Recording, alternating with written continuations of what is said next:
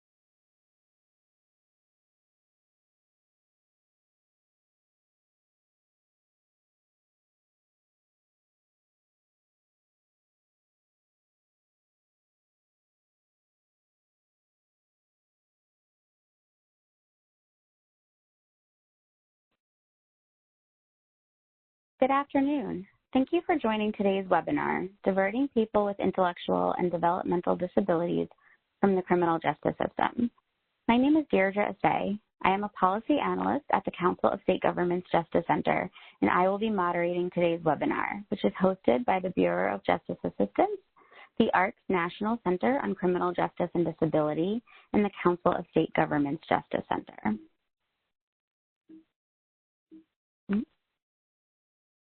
For today's webinar, we're excited to be featuring 3 speakers.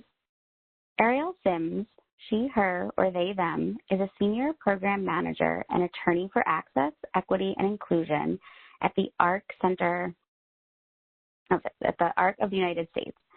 Ariel advocates for people with disabilities who become entangled in the criminal legal system as victims, suspects, defendants, witnesses, and incarcerated persons through the ARC's National Center on Criminal Justice and Disability.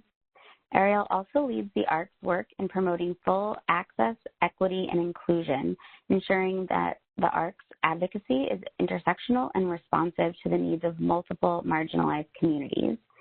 In addition to these roles at the ARC, Ariel is a scholar in residence with the Philosophy and Religion Department of American University, where Ariel teaches human rights and disability law and ethics. Ariel completed her Juris Doctor degree at Harvard Law School. Ruth O'Sullivan is the Project and Clinical Director of Brooklyn Mental Health Court. In this capacity, she leads a staff dedicated to creating a meaningful response to the problems posed by defendants with mental illness in the criminal justice system. Addressing both the treatment needs of defendants with mental illness and the public safety concerns of the community, the Mental Health Court uses the authority of the court to link defendants with serious and persistent mental illnesses, such as schizophrenia and bipolar disorder, who would ordinarily be jail or prison bound, to long-term treatment as an alternative to incarceration. Ruth is a licensed clinical social worker who has been working with this very specific population since 2001. Since taking over as project director of the Brooklyn Mental Health Court, the court has expanded to also work with persons diagnosed with neurodevelopmental disorders. She has a master's degree in sociology and social policy from the University of Glasgow and a master's in social work from Hunter College. She lives in Brooklyn, New York. And Alana Laguerre is a social worker at the Brooklyn Mental Health Court and heads the neurodevelopmental and youth track. She received her master's in social work from the Silberman School of Social Work at Hunter College. Thank you all for joining us today. Before we move on, a few housekeeping items. For closed captioning, please click the link Eunice has provided in the chat. During the webinar, you can ask a question by typing it into the Q&A panel at the bottom right-hand portion of your screen. We'll respond to the technical questions as we go and keep a running list of content-related questions and hold them until the Q&A section. Please understand that there are some technical issues that you may not be able to resolve. For this reason, we are recording the webinar and we'll post it to our website. For some brief information on the Justice Center, which I think many of you are already familiar with, we are a national, nonprofit, nonpartisan organization that develops research-driven and consensus-based strategies to increase public safety and strengthen communities. We engage in consensus building, original research, policy change, and providing expert assistance at the intersections of criminal justice and behavioral health. We seek to break the cycle of incarceration, improve health opportunity and equity, and expand the knowledge base of what works to improve public safety. The Justice and Mental Health Collaboration Program, or JMHCP, as many of you know, supports cross-collaboration between criminal justice and behavioral health entities to support people in the justice system who have mental illness or co-occurring substance use disorders. The Bureau of Justice Assistance is the funder of JMHCP grants, and here you can read their mission statement.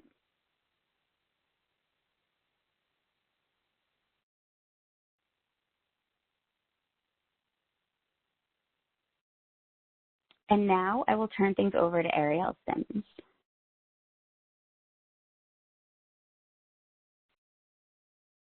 All right. Thank you so much, Deirdre, for that introduction. Really appreciate it. And thank you so much to all of you who've joined us today for this webinar. Really looking forward to the conversation that we'll have today and also to answering some of the questions that you may have from the field. As we go throughout the webinar, please feel free to comment and share thoughts in the chat box, resources, things that are coming to mind. And as Deirdre mentioned, if you have questions, please post those in the Q&A on WebEx. We really appreciate that. And just one more time for access, if you need those closed captioning services, the link is available in the chat box for all participants. So as Deirdre mentioned, I'm Ariel Sims, and I work with the ARC of the United States. And I wear a lot of different hats at the ARC, but one of them is around advocacy for those who get caught up in the criminal legal system. So today I'm going to tell you a little bit more about the ARC as a whole, what we do, what our network does. I'll share with you some information about recent technical assistance that we've been helping with for the JMHCP grantees, some of the common challenges that have been identified from working with individual folks around TA. We'll also talk more about diversion and what that means for folks with intellectual and developmental disabilities. And then we're also joined, as Deirdre mentioned, by Ruth O'Sullivan and Alana, who can tell us more about the experience in Brooklyn with a specialty mental health court and their recent expansion to include individuals with intellectual and developmental disabilities. So first, a little bit more about the ARC. So if you've not heard of the ARC, we are an advocacy organization. We also, in our network, provide services, so direct services and supports for individuals with intellectual and developmental disabilities. And we'll talk a little bit more about what that means. So as I mentioned, since we're an advocacy organization, we're really trying to promote and protect both the human and the civil rights of people with developmental disabilities. We want to make sure everyone's fully included in their communities and can participate throughout their lifetimes.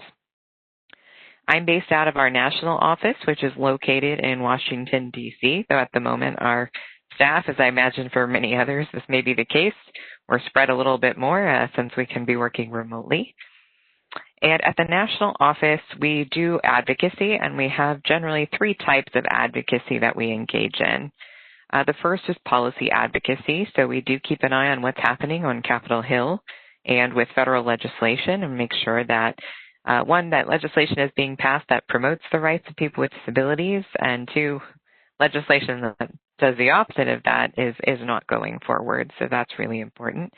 And we also try to protect the programs that are most essential to people with disabilities and their family members. So we'll talk more about the service system today and what that looks like and what some of those federal programs are that are so essential to people with disabilities. We also do program advocacy, which is just a way of saying that We have staff who specialize in different areas of disability advocacy. So for example, I do advocacy around the criminal legal system. We have programs at the ARC that specialize in healthcare, in education, employment.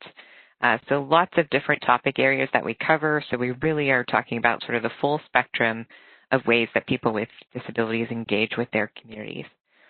And last but not least, we also do legal advocacy at the national level, which means we bring often systemic litigation or what we would call class action suits when people with disabilities are experiencing discrimination. So lately, as you can imagine, a lot of that has focused on healthcare access and making sure people with developmental disabilities are not being treated as second-class citizens in access to healthcare, COVID testing, those kinds of things. And now with the school year having started, we're also seeing a lot of issues around education and access to education and materials and things of that nature too. So that's the national office in a nutshell. But we also have more than 600 state and local chapters all across the United States. And our chapters at the state level, they tend to do advocacy as well. This time, though, targeted to, say, state legislatures and state policy advocacy.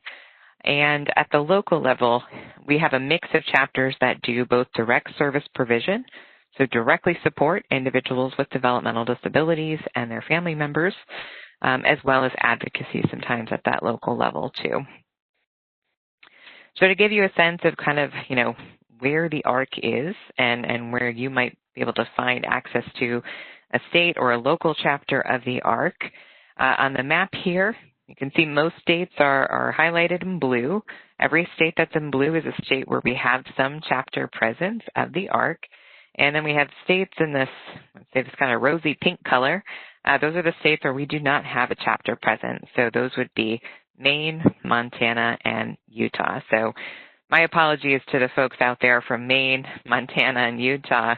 We're working on getting some ARC representation for you, but never fear. I will tell you about some other resources that exist in every state for developmental disabilities. So you will find something that is helpful to you as well, even if it's not a chapter of the ARC.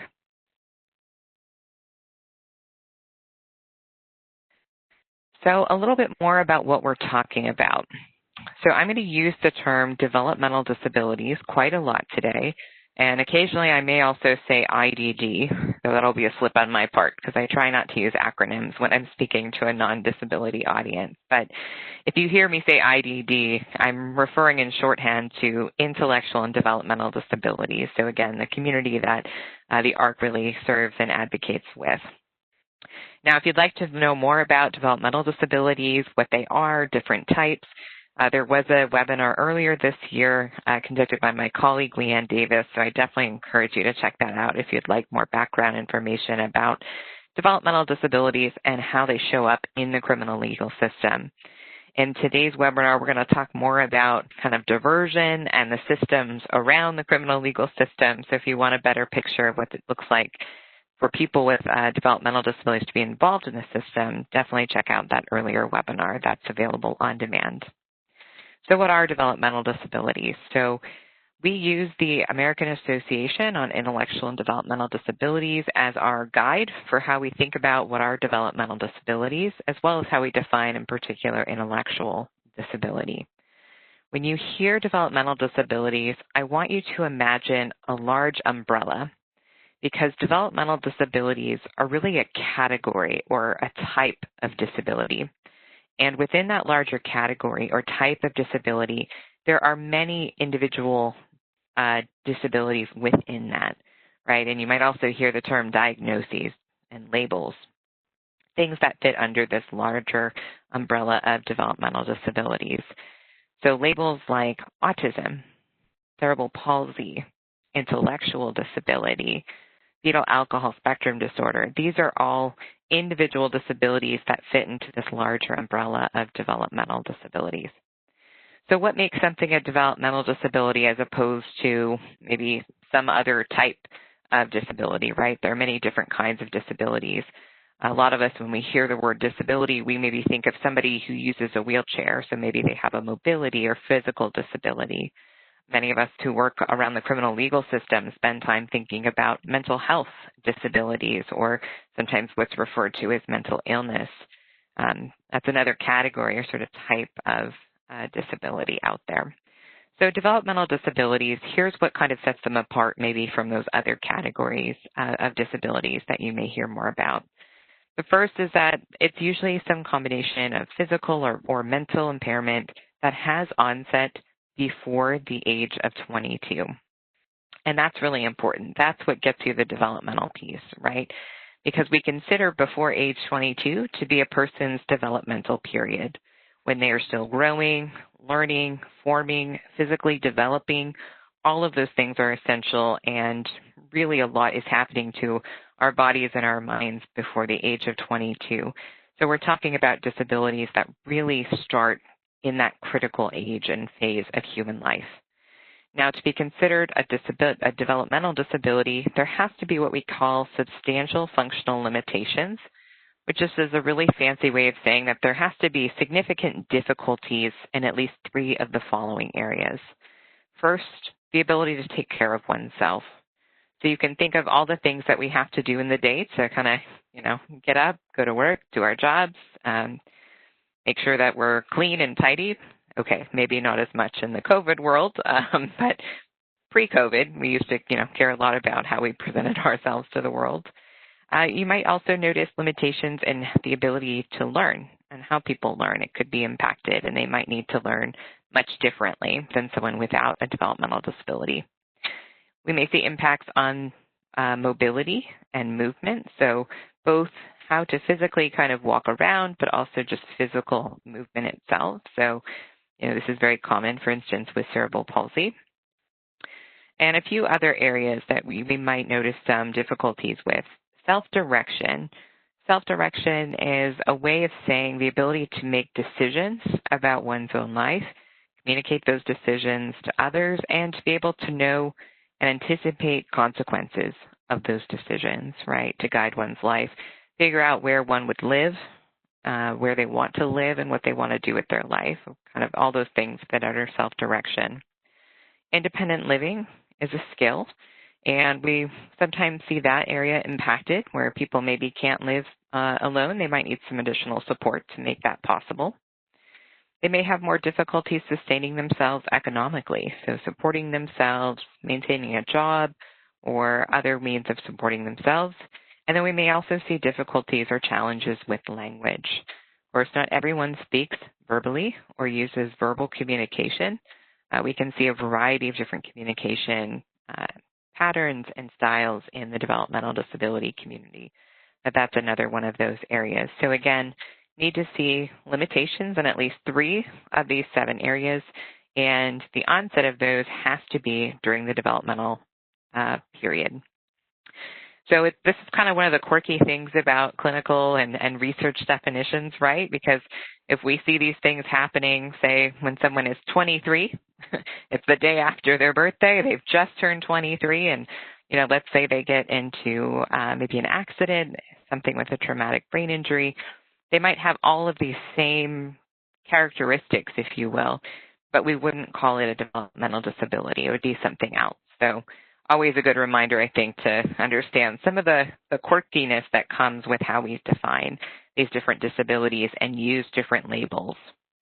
So that's developmental disabilities in sort of a nutshell, the kind of the overall category. And as I mentioned, many disabilities fall underneath that. And Allison in the chat box was able to share a link to that former webinar, which gets into more details about developmental disabilities, especially versus mental health disabilities. I do want to say a little bit, though, about some of the co-occurring disabilities that are quite common. Now, when you look at the disability community as a whole, there's generally a lot of overlap. So it's pretty rare for individuals to maybe have just one disability. It's very common for folks to have more than one type and to kind of fit in multiple categories of disability that I was mentioning earlier. So maybe someone has both a mobility and a sensory disability, or maybe someone has a developmental disability and a sensory disability, right? So it can get a little confusing with all the labels and just the overlap that we see. Something that's very common and relevant for our discussion with the criminal legal system today is the overlap between those with mental health disabilities and those with developmental disabilities. So there's a chart here on the screen that just shows a little bit of how much connection there is. So, you know, it's kind of it's a pie chart almost, and there's a dark blue bar that says essentially, you know, 70% are just people with IDD, but of the people with IDD, usually at least 30% of those also have a co-occurring mental health disability. So about at least a third of individuals with developmental disabilities typically also will have a co-occurring mental health disability. Now, you may be wondering, how does this compare with the general population? So if we're looking just at folks with developmental disabilities, they're 3 to 4 times more likely to have a mental health disability, so a co-occurring mental health disability, than folks in the general population. So it's an important fact to be aware of, right, that there's this overlap in these different categories of disabilities. And a very practical implication is that it may impact the services and supports that these individuals need, who exist sort of at this intersection of co-occurring mental health and developmental disabilities. Now, ironically, even though there's such a significant overlap in these populations, what we see with service systems is almost a denial of that fact. And in many states, we see almost this really distinct separation of mental health versus developmental disability service systems. Again, not all states, but a lot.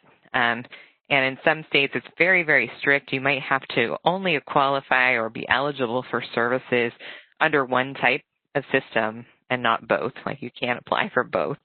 And we'll hear a little bit more about that struggle in New York later today during our webinar. Okay, let me tell you about another resource that is available to you on the national level, and that is the ARC's National Center on Criminal Justice and Disability. So this is a program of the ARC of the United States. Remember, our national office of the ARC. So this is the program, one of the programs that I work with in. Sometimes we call it NCCJD for short. And this program was started back in 2013. It was funded by the Bureau of Justice Assistance to get things going. And we really exist to be a bridge or a mediator between the criminal justice community on the one hand and the world of disability on the other. So that's really how I think about our role. And we do a lot of things that can be helpful to you as you're out working in the field. So we do all kinds of training and technical assistance for all types of justice professionals. So whether you're working in probation or you're an attorney, you know, kind of wherever you fit in the spectrum of the criminal legal system, we provide training and TA. We also do information and referral services for individuals with disabilities, family members, service providers. So say they're caught up in the system themselves and they are looking for support or guidance or advocacy, we also provide support in that way. We collect and create a lot of resources out there, so you can find those resources on the arc.org, and you just go to the resources page. You can filter by criminal justice, and you'll see a lot of different resources, including webinars and fact sheets, publications, all kinds of things there. So if you've not checked out the resources before, I encourage you to definitely take a look. We also do some general education work. So the general public is usually not aware of the overlap between the criminal legal system and what happens to folks with disabilities in that system. So we try to make folks aware of those issues, right, and really bring their attention to it we do this through social media, conferences, other events, that type of thing. So really trying to get the word out on why these issues matter.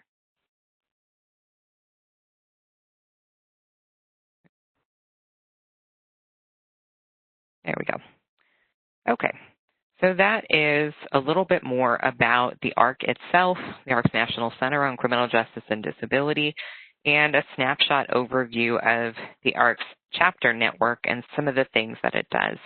And a little bit later, I'll give you a resource to find your state or local chapter, depending on where you are, so you can connect with them in your own community. So next, I want to talk about some of the common challenges that have emerged over the past almost a year now, working with different JMHCP grantees, including the Brooklyn Mental Health Court, which we'll hear from directly.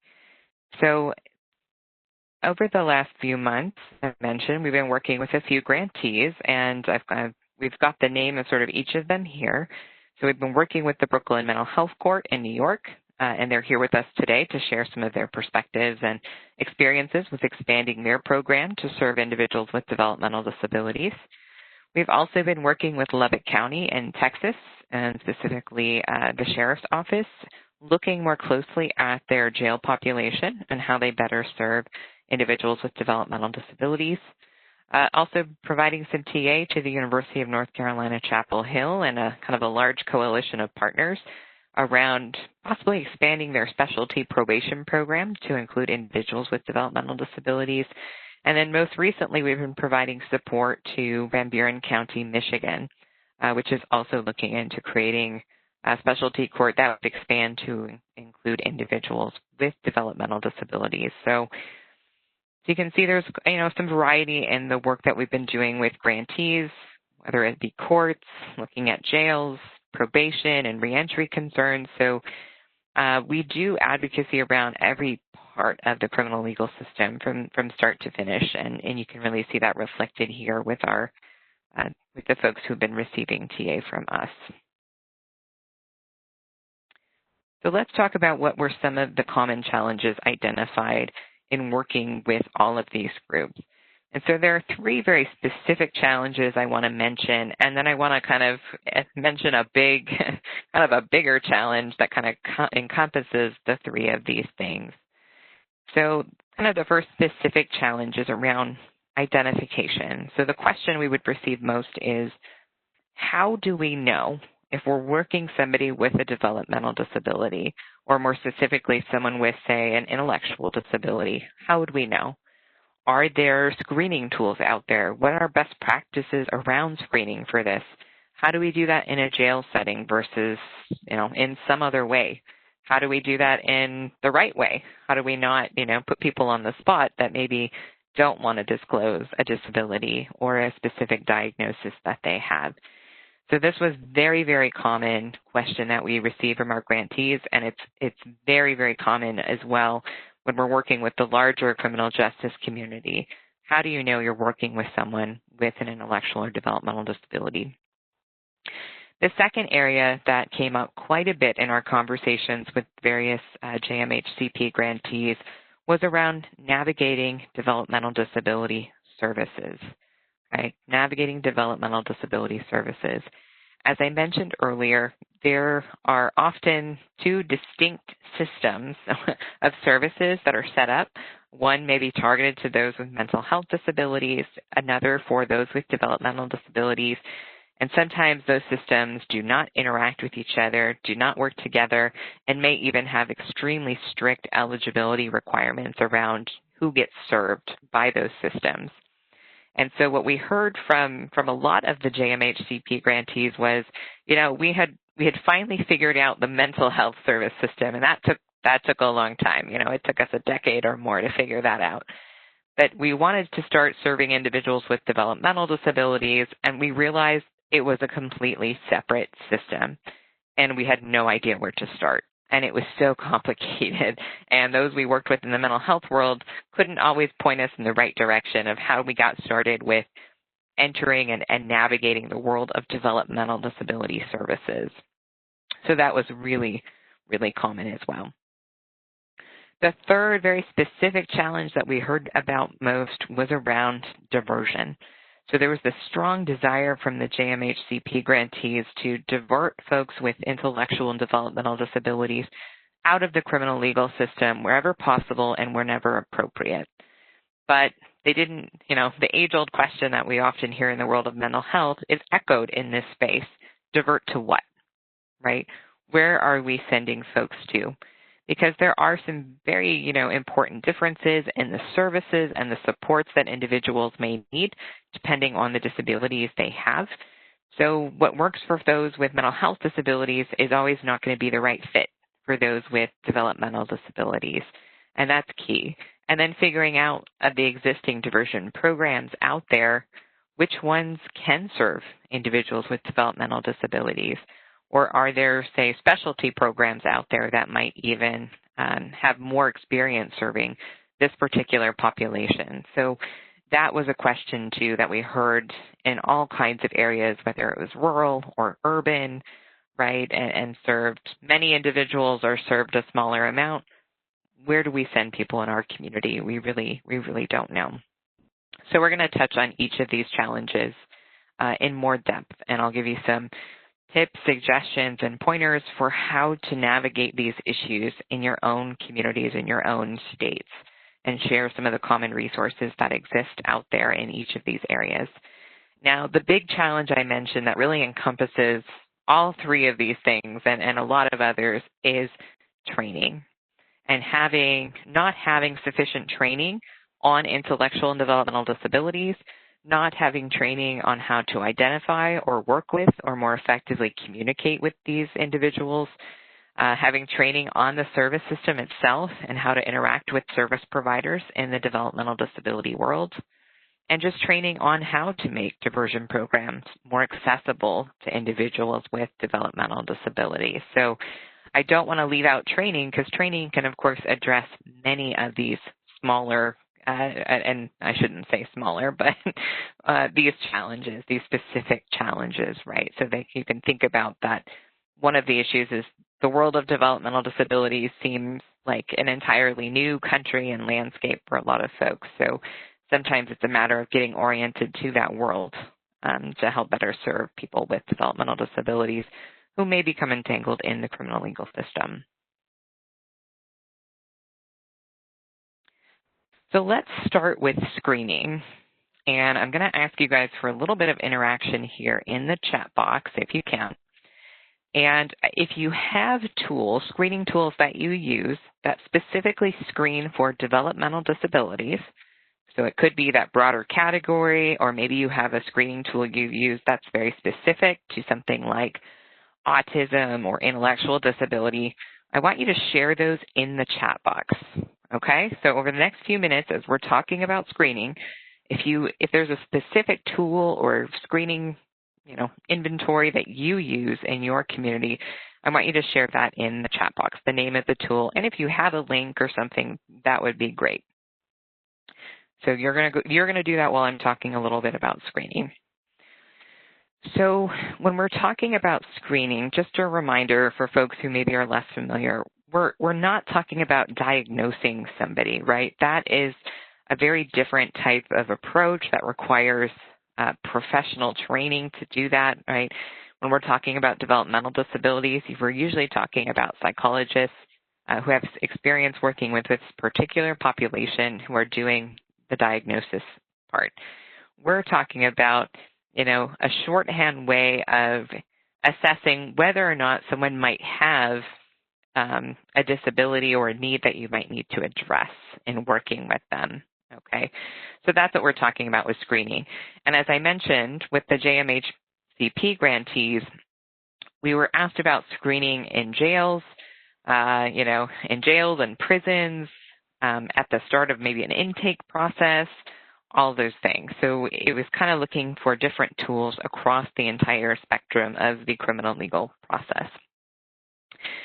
So one of the things that we train criminal justice professionals about is something called the functional needs approach, the functional needs approach. And this means that you're not ever actually directly screening for a specific type of disability or asking someone to disclose a specific type of disability.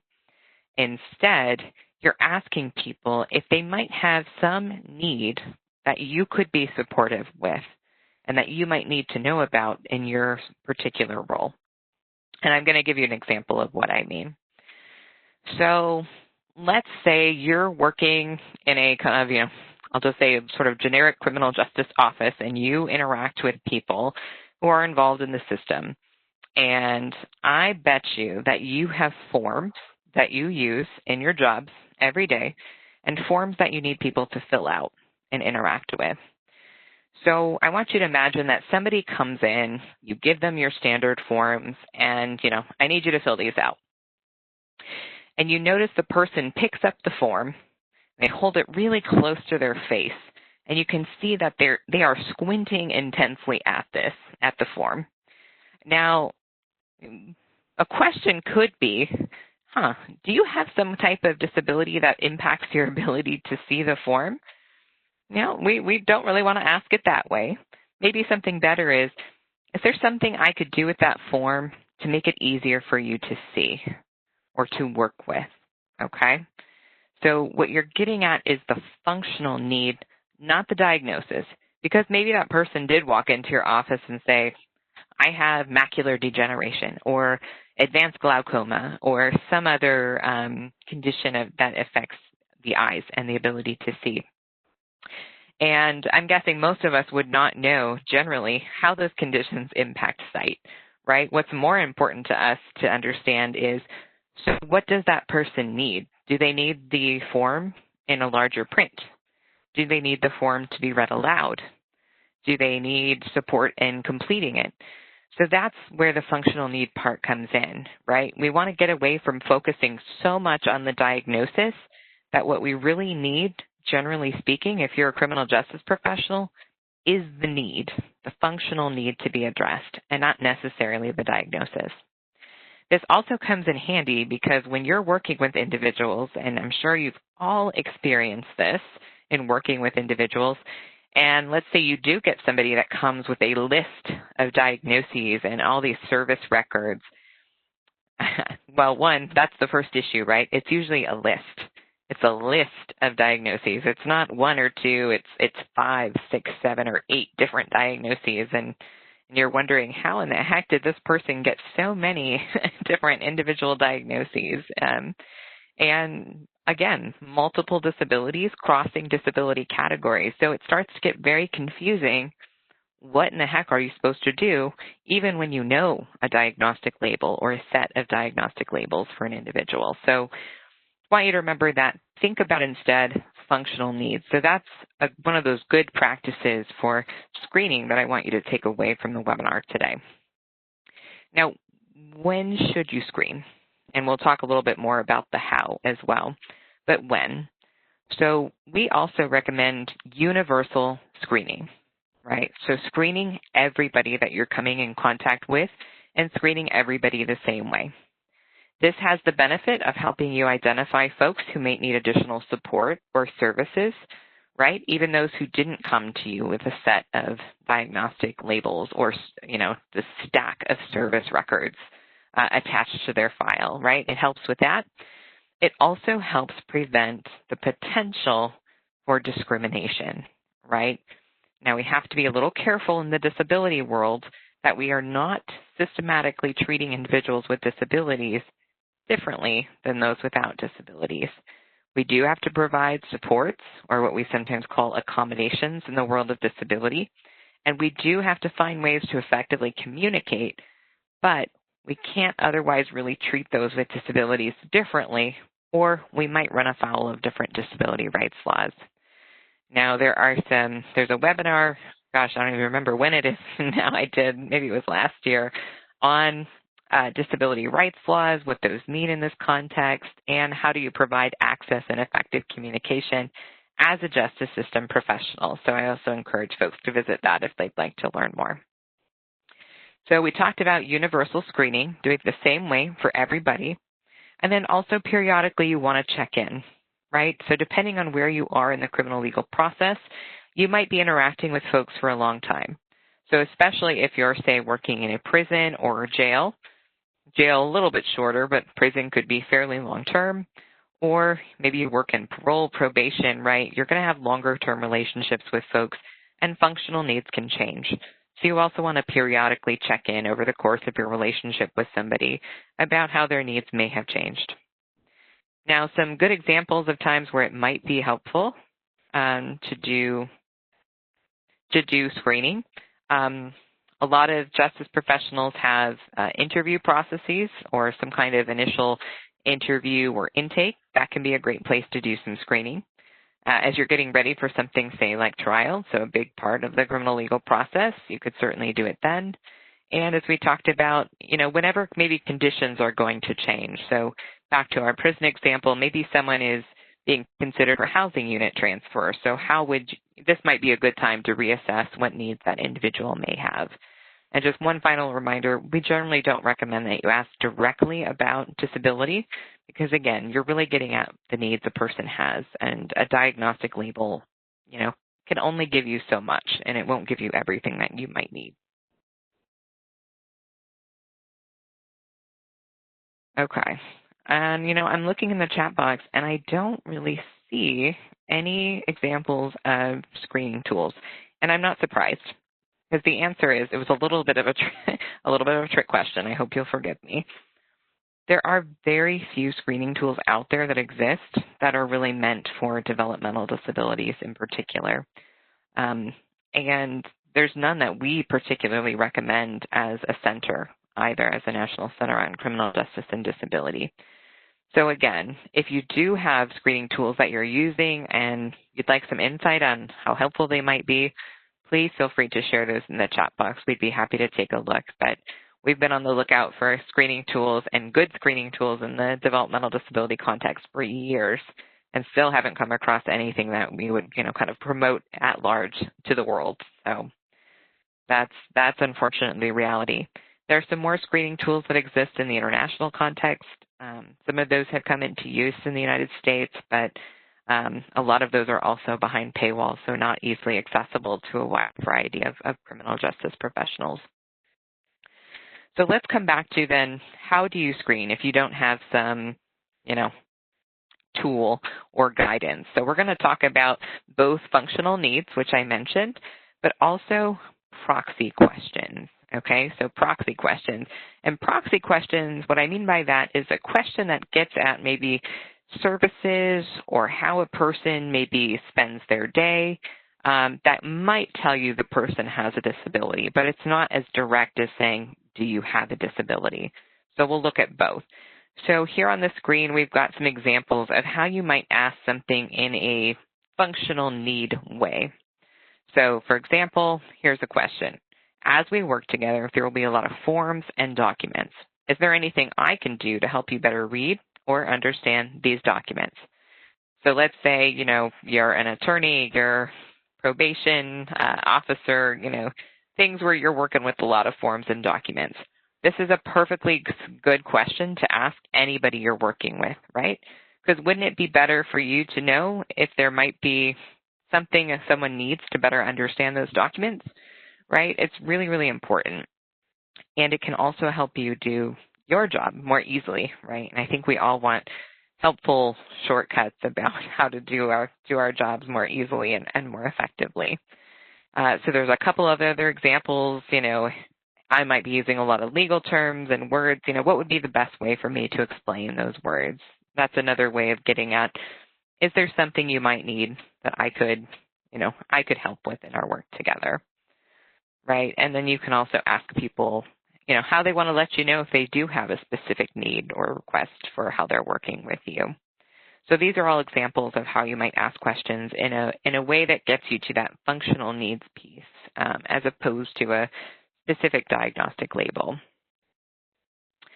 Now we had one example in the chat box about a proxy question, looking at services that somebody may have received in school.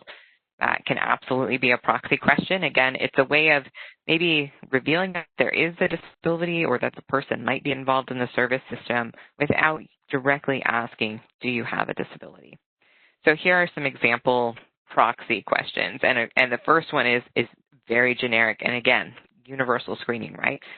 Anything you'd like me to know about you that could be helpful, right? This opens the door if someone does want to disclose that they have a disability or a specific way that they learn, or maybe they're using certain medications or they're having family issues that might impact their reentry situation, right? Like, it's a really general open-ended way to get at information that might help you better assess how to work with this individual. For those maybe who are not coming out of the carceral system, I mean, you could certainly be asking about where people live and with whom they live, right? In the developmental disability world, people can live in a variety of different settings. They can live at home, in the community. They can live in what we call intermediate care facilities, in group home settings. So you might hear some terminology that could just, put on your radar, there might be a disability here at play. You might also be asking, do you have a job? How do you spend your days? This can give you some insight about, is a person working full-time? Do they mention that they spend their days in a day program, right? Again, getting us into some of those services that we might hear about that would then trigger for us, okay, this person may have a disability that I'm working with. You can even ask about services and supports they've had in the past and whether they found those helpful. All of those things can be great. And then you can also ask this question about sort of decisions, like, hey, is there anybody in your life who helps you make decisions or manage your finances? These can also be an indicator that someone may have a disability if someone supports them in making decisions or helps them with things like financial matters. So, there are all kinds of proxy questions out there. There's not any specific tool I would point you to in regards to proxy questions, but I would think through in your community, what are you encountering most often and what are you seeing most frequently when you do know the person has a disability? That can help you figure out the right questions you may want to be asking on a universal basis. Okay, let's talk a little bit about the services landscape out there. As I mentioned, developmental disability services can be a new landscape for many of us and very complicated.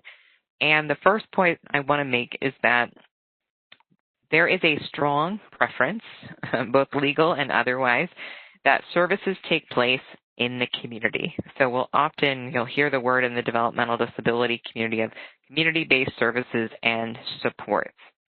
And this also has strong ties to some of the funding systems that I'll briefly mention that help provide services to individuals with intellectual and developmental disabilities. So remember that strong preference for community-based services and supports. Now, as far as the types of services that exist, there can be many different types. So residential services, we talked about the fact that sometimes people with disabilities live in different types of settings, things like group homes, care facilities, some live in nursing homes. Over the past several decades, the disability world has been advocating strongly to get folks out of more institutional type settings and into the community. So you'll see that in residential services too, that there's this movement away from institutional or sometimes what we call congregate settings to get people out into the community and living amongst those without disabilities and not always putting people with disabilities together. Supported employment services, exactly like what they sound, services that help individuals with disabilities who want to work find jobs, right, and support them in those jobs to make sure that they can be successful. Healthcare services, folks with IDD may have medical conditions, health conditions that need to be addressed, managed, so certainly want to make sure that they have access to healthcare services for those needs. Sometimes we have personal care services, so especially if folks, as I mentioned, may have difficulty with self-care, things like bathing or activities of daily living, all of those. People might have personal care supports to actually help them care for themselves directly.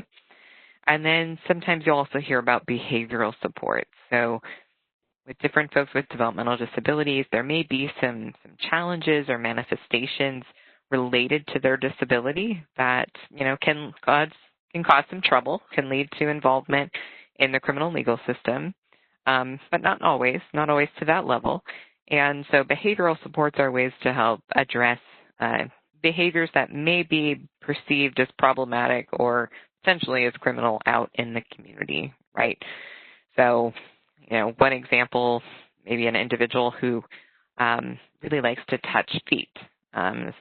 This is based on a real example. Obviously, touching feet in the privacy of one's own home is not an issue.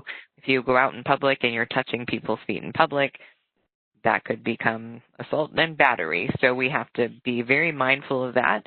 and make sure that people have support to know what things we can do, both in the privacy of our own homes and what's appropriate in public spaces, and how behaviors might be perceived in spaces like public spaces.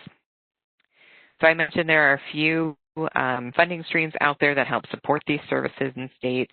Medicaid and Medicare, Social Security, these are all really, really essential. And in fact, we often call these the lifeline programs in our world because they help fund the developmental disability services that exist in each state.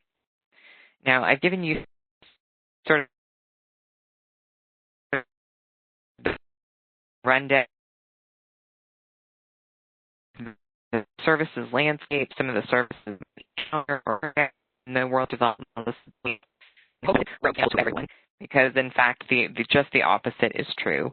In many states, developmental services are significantly underfunded, and people may even be on waiting lists for years or decades in order to get access to some of these services. So for those of you who are familiar with mental health system and services and some of the challenges there, we have the same challenges in the world of developmental disabilities. So organizations like ours are also doing advocacy to make sure we get services that are fully funded and supported so that people aren't waiting years for services that really are essential for their participation in the community. So if you were looking for developmental disability services in your particular community, county, state, where would you start? Now, remember, if you're in Maine, Utah, or Montana, sorry, no chapter of the ARC for you. But for everybody who is not in those states, you can start with the state or local chapter of the ARC. So really easy to find the chapter closest to you. Just go to thearc.org/find a chapter, and you'll get the full list of states. Click on your state, and then you'll get a list of all of the chapters in that state and their contact information, links to their websites, etc. So that can be a great place to start. Now, as I said earlier, not all of our local chapters or state chapters provide direct services, but even if they're not service provider chapters, they can tell you how to get into the disability service system. And I think you'll hear more about that in our New York example later on, when we connected the Brooklyn Mental Health Court to our state chapter of the ARC in New York to help kind of start that process of here's an orientation to the developmental disability services system in the state, what it looks like, and sort of the tricks of the trade, if you will. How do you navigate the system? Who do you speak with? How do you kind of get your foot in the door and start developing those relationships that you'll need for larger efforts moving forward? So even if you don't have a state or local chapter of the ARC that is near you, every state has also what are called University Centers for Excellence in Developmental Disabilities, or UCEDs for short. And you can find the nearest university center by going to aucd.org/directory. This will give you the list of these centers in every state. So a lot of states, they may have one or two of these centers. Other states may have more, but they can also help direct you to services and supports that might be helpful. And then the third I want to tell you about, these also exist in every state, are councils on developmental disabilities. And often councils on developmental disabilities are distributing federal funds to different organizations in that state around work related to this. So in some cases, these councils have also funded, say, criminal justice related work and projects. So they're definitely a good contact to have if you haven't already connected with your state council on developmental disabilities. So to find the council nearest you, you want to go to www.nacdd.org/councils, okay? So these are all places you can start on finding local developmental disability services. Okay, let's talk a little bit about diversion, and then I'm going to pass things over to Ruth and Alana to tell you more about the experience of the Brooklyn Mental Health Court. So diversion. First, I want to start with a note about existing programs. So one of the things that we commonly hear in our TA with criminal justice professionals is we need to create a specialty program for people with developmental disabilities, and we don't know how. We don't know where to start. And usually the first question then I would ask is, well, why a specialty program? Tell me more about kind of the reasoning behind that. And the answer is usually, well, it's such a unique population, they have different needs, or we're seeing so many, it seems like we should, treat them much differently than say, people without disabilities.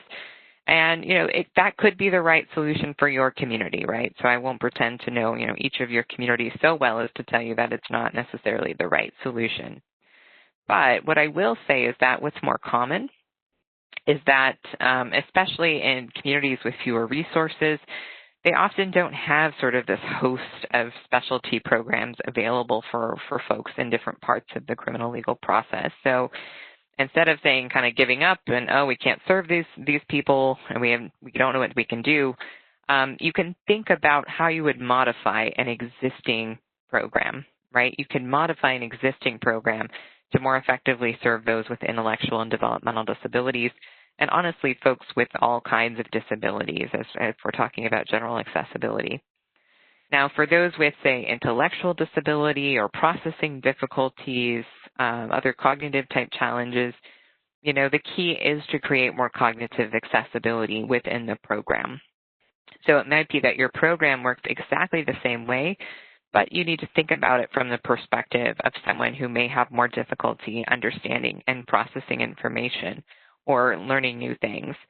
Now, a great way to assess your existing program and think about how you might make it more appropriate and helpful to those with, say, intellectual and developmental disabilities is to work with service providers, disability advocates, and people with disabilities themselves, right? And sometimes you'll find those folks within disability advocacy organizations.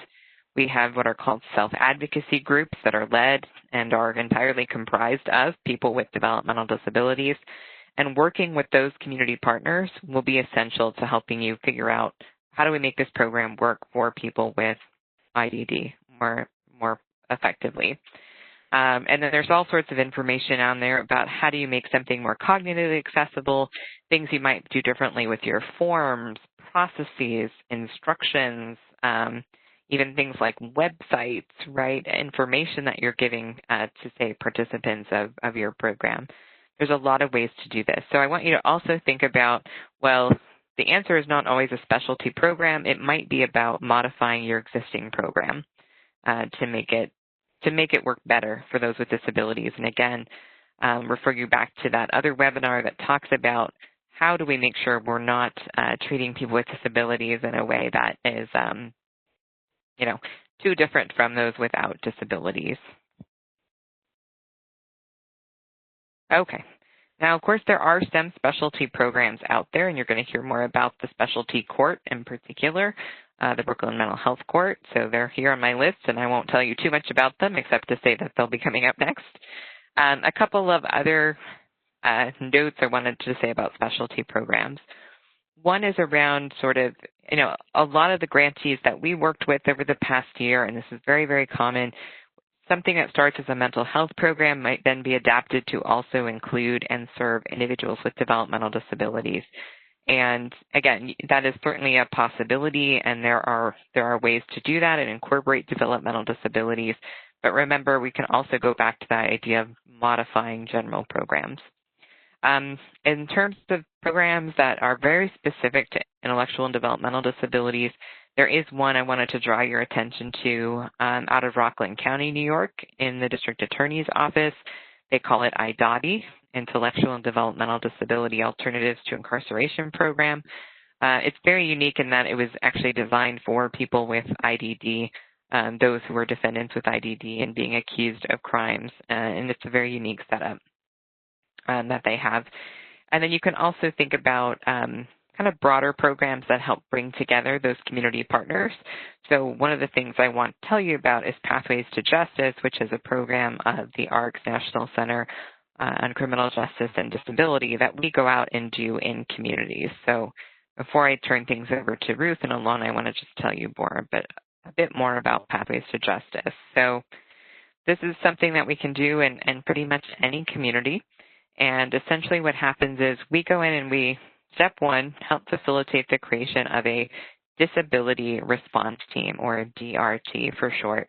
And this is an interdisciplinary group of professionals, advocates, and others, both from the criminal justice community as well as from the world of developmental disabilities, that comes together to address ongoing criminal justice issues in that community.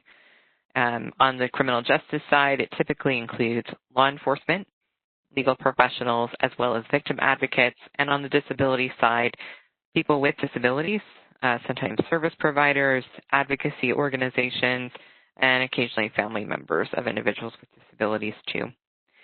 Now, once that group is formed in the community, the disability response team, myself and a colleague from the National Center, Reginald Thomas, we usually come into the community and we deliver a full-day training for the justice professionals. So the training itself is targeted to law enforcement, victim advocates, and legal professionals.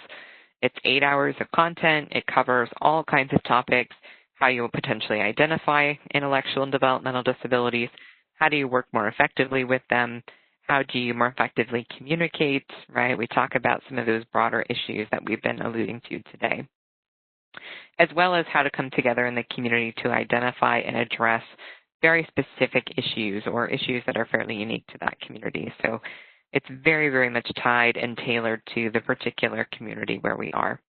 And then step 3, after that kind of initial training and kind of getting everybody up to speed and off to the races on that team, we continue to provide ongoing technical assistance from the national level.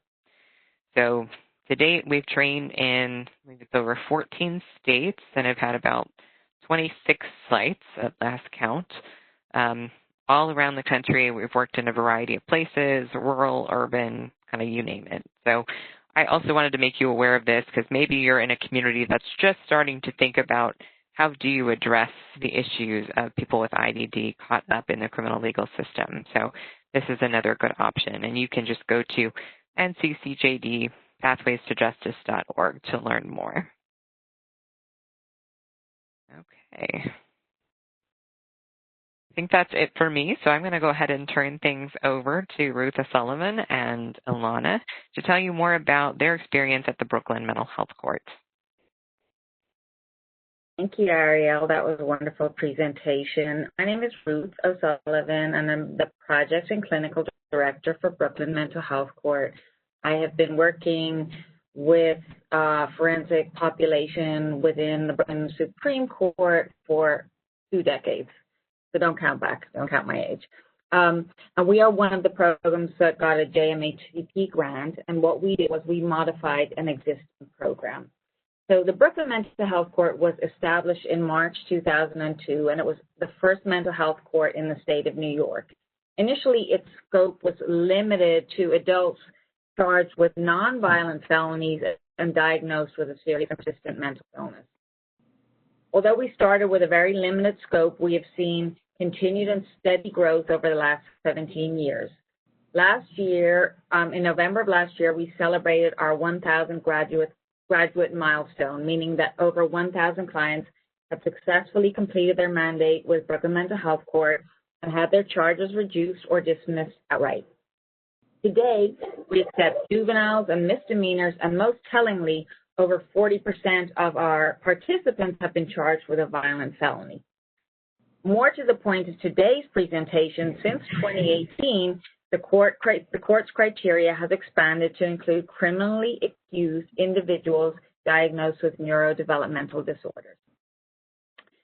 So, as I just mentioned previously, it was planned as a non-violent felony court, but very quickly began to receive referrals for people charged with violent felonies. And it became apparent that if the court was to keep its promise of doing the most good for offenders with mental illness, it would have to expand to accept violent crimes. Although violent offenders pose greater risk, strategies were put in place to manage that risk. Clients are linked to long-term treatment and required to make frequent court appearances. The aim, of course, was to strengthen the justice system's ability to identify, assess, and monitor each individual participant and to link the justice and mental health systems. Thus, public safety is protected by ensuring participants receive high-quality, community-based services under strict judicial supervision. Today, over 40% of the court's participants have pled guilty to a violent felony. From its small start in 2002, referrals have increased by 94% since 2015, and pleas have increased by 84% in just the past 5 years. As I mentioned earlier, and to the point of this conference, the Brooklyn Mental Health Court has expanded to accept criminally accused offenders diagnosed with a neurodevelopmental disorder.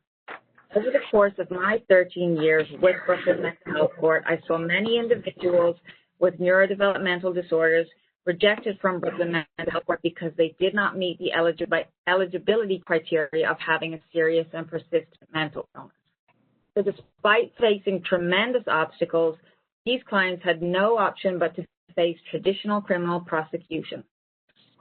So when we came across this grant opportunity through BJA, we saw a chance to propose an expansion of Brooklyn Mental Health Court to include persons diagnosed with a neurodevelopmental disorder without a co-occurring major mental illness. Receiving this grant has enabled us to develop the capacity to serve individuals with neurodevelopmental disorders such as ADHD, intellectual and developmental disabilities, and autism spectrum disorders. This funding enabled us to hire an additional social worker and a case manager with experience working with this specific population to serve as primary contacts for these participants. Assistance on accessing treatment and providing support are critical to the success of our participants. Without doing any work to promote our neurodevelopmental disorder pilot project, word seemed to get around very quickly, and in the first year, we received more than 20 referrals. The need was obvious. As with our mental illness track, the price of admission to the court is that the client agrees to take a guilty plea and understands that there's a jail term in the event of failure. Once a client pleads guilty, they are connected to treatment as an alternative to incarceration, and the Brooklyn Mental Health Court clinical team monitors them for the duration of the mandate. In general, for a first-time felony offense, the mandate is 12 to 18 months.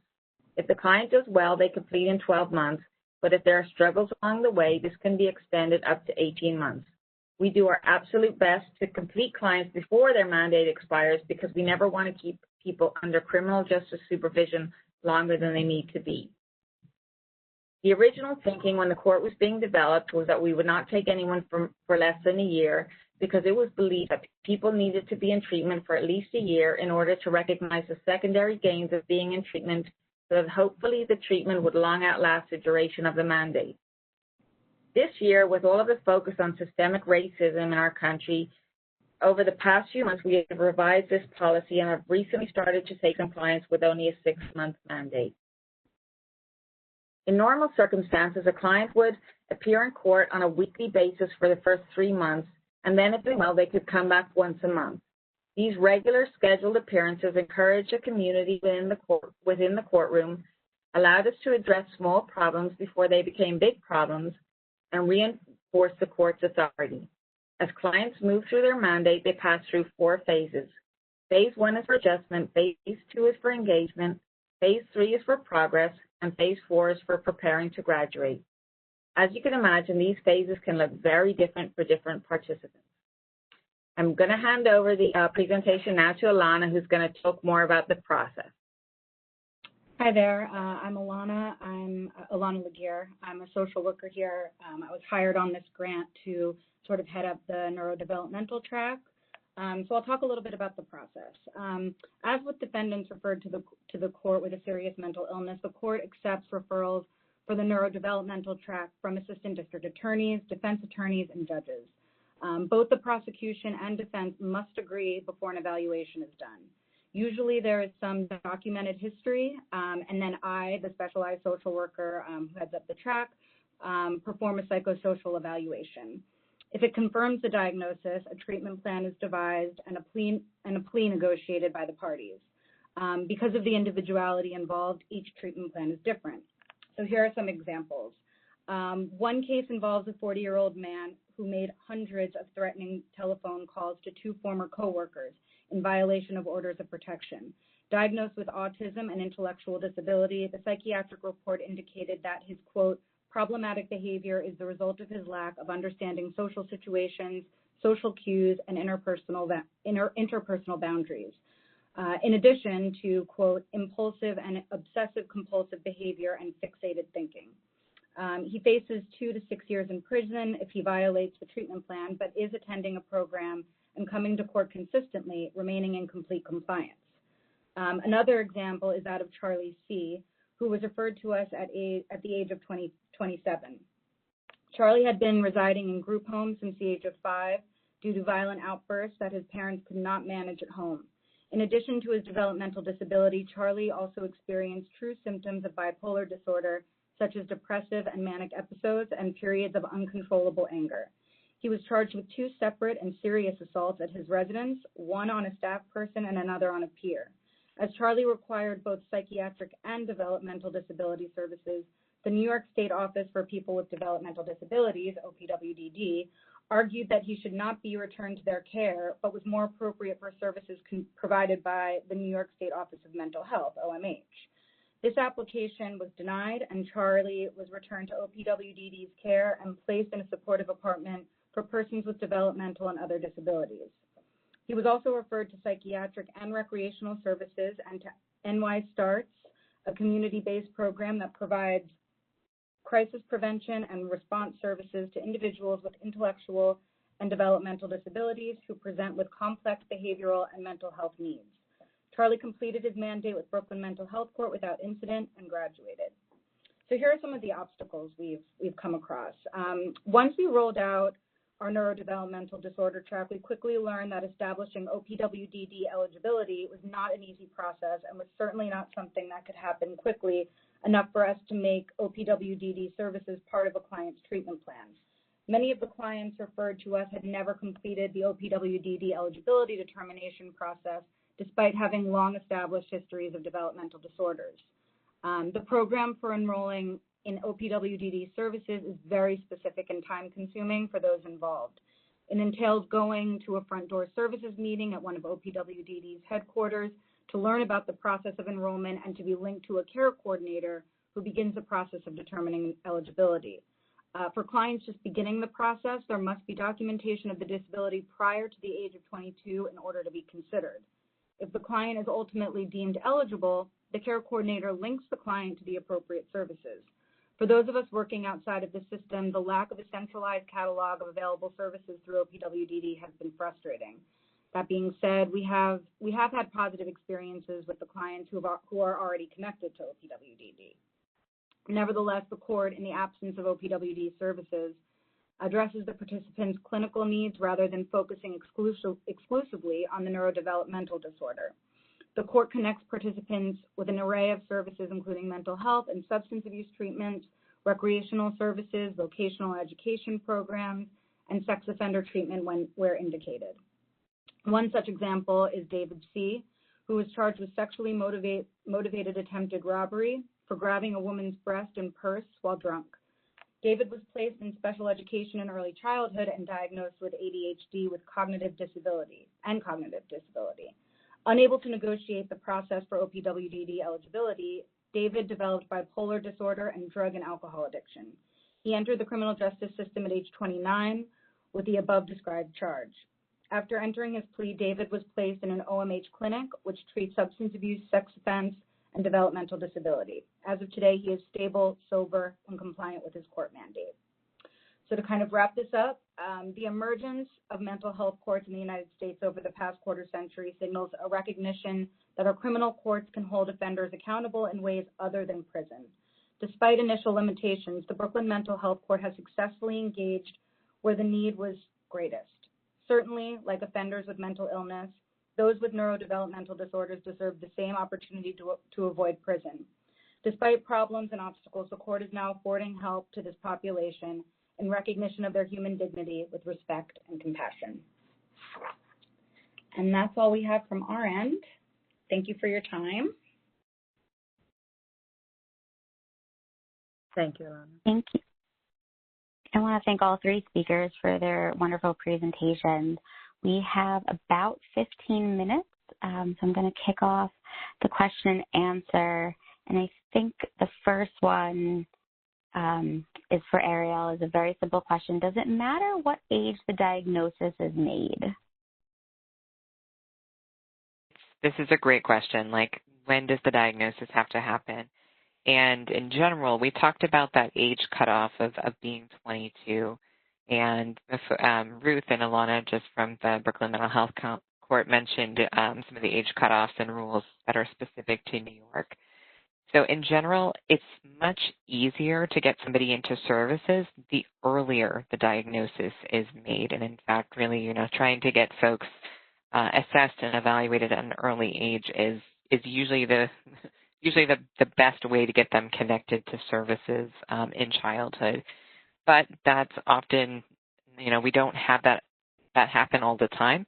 And so we certainly end up with folks who make it all the way to middle age and even older before they receive a diagnosis or before they actually have a chance to be evaluated for service eligibility. But as long as there is evidence of the disability before age 22, there's usually a case that can be made to make sure that they're eligible for services. Sometimes it can make it more challenging not to have some of the documentation or service records that you can get if you're identified as a school-age child as opposed to later in life. But the diagnosis, could be made at any point in one's life, but it's easier usually to get somebody into services the earlier it is made. And that's something I neglected to kind of reinforce earlier, that on the practical side, working directly with folks, you may not always want the diagnosis because it's not as helpful to what you need to do to serve the person. But on the flip side of that, if the person needs to get services from the state, they typically do need to have a diagnosis in order to be eligible for services. So I also wanted to clarify that from earlier.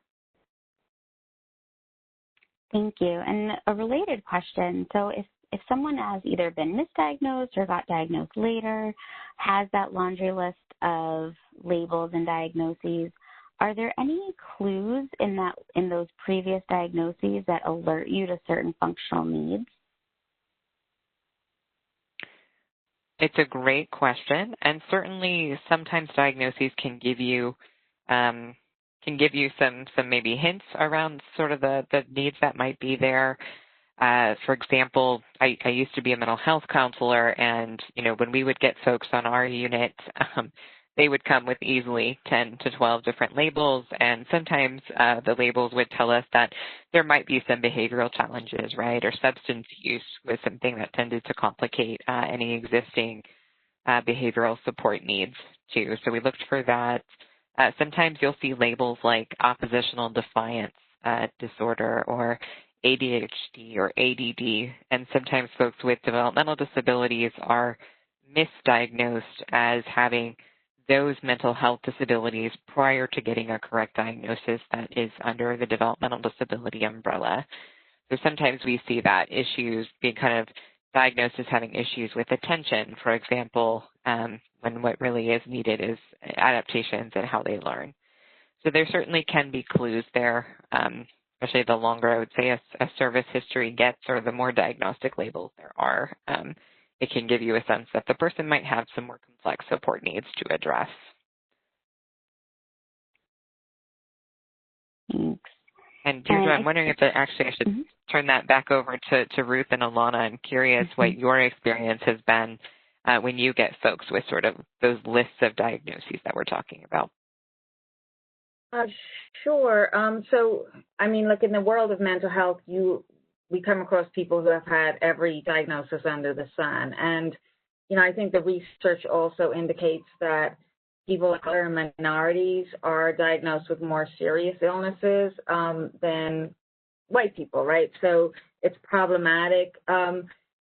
We also, shockingly, some of the clients, and I think even some of the clients that were mentioned in the case studies, are people who have had disabilities that were identified very early on in their lives, but still never were connected to OPWDD services, which was very difficult for us to comprehend. When we initially got the grant, we spoke with someone from OPWDD who advised us that if someone is of a school age, then the school system is a primary provider. So we went and met with the director of the Office of Autism within the DOE, and it seems like if people are within the school system, unless they're being advised to connect their child to OPWDD services, it's not automatically happening. The school is definitely not making those referrals to OPWDD. So, it really would be up to the parents. And if you're working with marginalized populations, they might not have the time, they might not have the resources, they might not have the education to connect, their loved ones to these services. So yes, there are many diagnoses that appear, and then sometimes you'll get someone like the gentleman who was charged with calling people hundreds of times. He was not diagnosed until the age of 40, right? So he was diagnosed with an autism spectrum disorder, but he had lived in a very strong family, like a support network, and like many people with autism, did really well in a routine for many years. And it wasn't until that routine was broken that he started to fall apart, and it became very apparent that he had this major disability. So, yeah, I mean, I think, we see people with a lot of diagnoses. Like, as I said, we have a short amount of time to work with people, so it's not necessary. Like, we can start the process for people to get connected with OPWDD, but that's not necessarily our sole goal, because we have 12 months to work with someone. We want to connect them to services that are going to assist them to get through the case and get out from under the criminal justice system.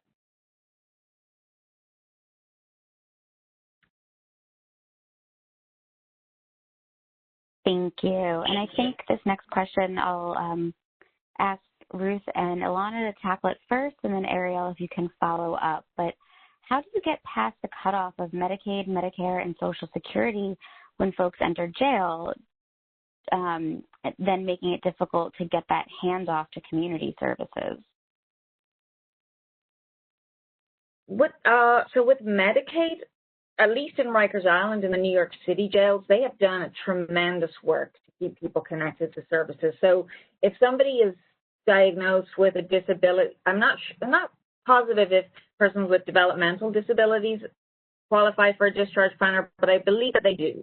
But if someone is diagnosed with a serious mental illness and they're in the criminal justice, in the jail system in New York, they are connected to a discharge planner. The discharge planner can do the Medicaid application while the person is in jail. And what generally happens, and pretty seamlessly what happens for us, is that once the person is released, within 24 hours, the Medicaid kicks back in.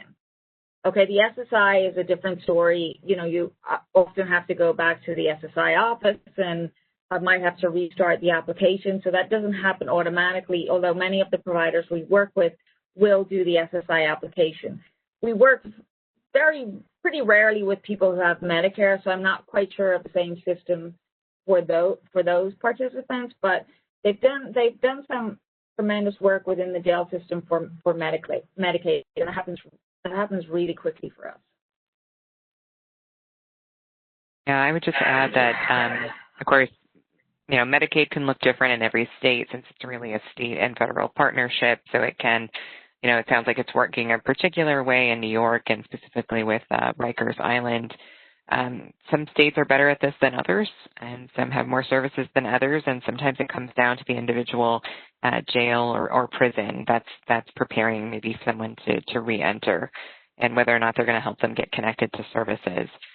What we try to do on our end is, especially if they are chapters of the ARC or other kind of advocacy or service provider organizations are supporting individuals that they know are incarcerated, we certainly encourage them to work directly with the facility in question to make sure that that person can get reconnected with services as soon as possible, right? Because the sooner they're connected, the better their reentry outcomes are going to be. So that is certainly essential. One other resource I wanted to mention, and Deirdre, if you don't mind backing up one slide, I want to make sure I talk about this. In addition to some of the things I've already mentioned, in every state and territory, there's also a designated protection and advocacy organization, or a PNA for short. And these are legal advocacy organizations that advocate for people with all kinds of disabilities. And this is a really good resource to know about, particularly if you're encountering more systemic challenges. With maybe service providers, or with maybe another part of the criminal legal system or process, or there are maybe particular service providers in your community that are referring or calling in law enforcement, say, inappropriately. It's a good kind of catch-all advocacy resource. And to find the PNA in your state or territory, just go to ndrn.org.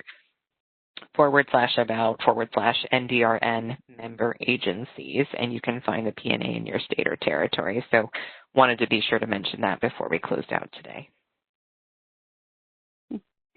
Thank you so much. And I am going to advance again just to have everyone's contact information because I don't think we're going to get to all of the questions. I want to make sure that for folks who didn't hear their question asked, you'll be able to reach out to follow up. But I think we have time for probably one more question, maybe two. This question is for Ruth and Alana. May we receive more information on what you do as an individual goes through the 12 to 18-month treatment process? Sorry, can you repeat that question? More information about what they do? Yep. So may we receive more information on what you do as an individual goes through the 12 to 18-month treatment process? Sure. So every participant of the court is assigned to a case manager or a social worker who will work with them for the duration of their mandate. Usually what happens is they take a plea, and at the point of plea, they're given an appointment for their treatment provider. It can be maybe residential or outpatient. We use a wide variety of providers. So in normal circumstances, pre-COVID, what would happen is that the client would come back to court every week, right? So from the time of plea, they'd come back the following week to check in, did they keep their appointment, right? So they'll come in on a weekly basis, and the judge will check in with them on a weekly basis and establish a relationship with them. They'll also meet every week with their case manager or the social worker assigned to their case, so we can support them if they have questions or concerns or they're struggling. If new problems arise that we weren't previously aware of, such as we've learned that the client is struggling with substance abuse, then we can add additional resources to their service plan. So we'd be meeting with them weekly, but we'd also be following up with the providers every time they come to court. So we need to provide the judge, the DA, and the defense attorney with an update. So we'd be talking to their providers and checking in to see if they're compliant with their treatment and how they're doing or what issues arise. We'd also be letting the judge know if there's positive things going on in their life, because that can help him to foster a nice therapeutic relationship with them. So the clinical team is, first of all, they're constantly being given new referrals. So there's a lot of evaluations happening, but they also have a caseload. So they're checking in on those clients and ensuring that they have the support and services that they need as they move through their mandate. Does that answer the question? Yes, thank you. And I think maybe one more quick one. Are there any, and this is for any of you, are there any programs that you are aware of, diversion programs at the beginning of the legal process?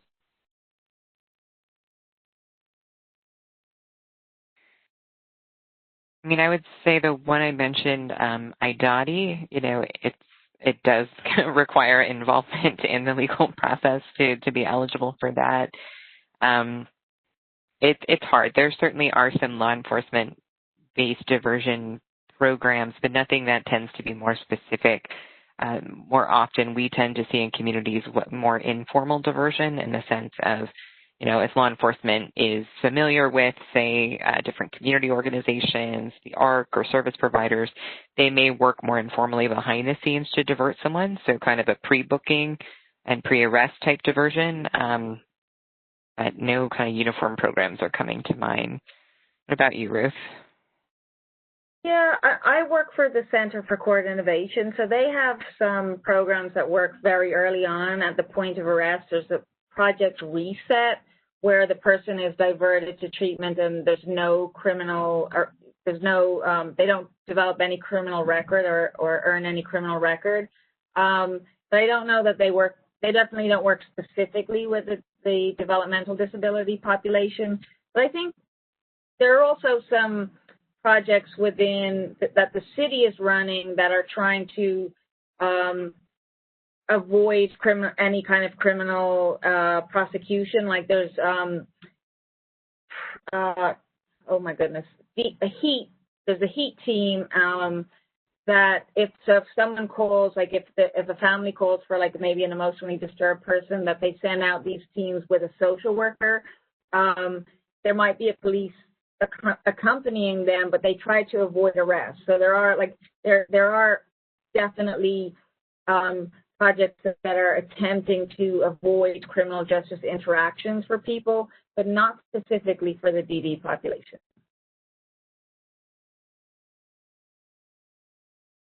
Thank you so much. And that brings us to time. So I want to thank you all, speakers and attendees, for joining our webinar today. As a reminder, this webinar has been recorded, and we should have the recording available to post on our website within 2 weeks. So thank you all, and have a great afternoon. Thank you. Thank you. Thanks, everyone.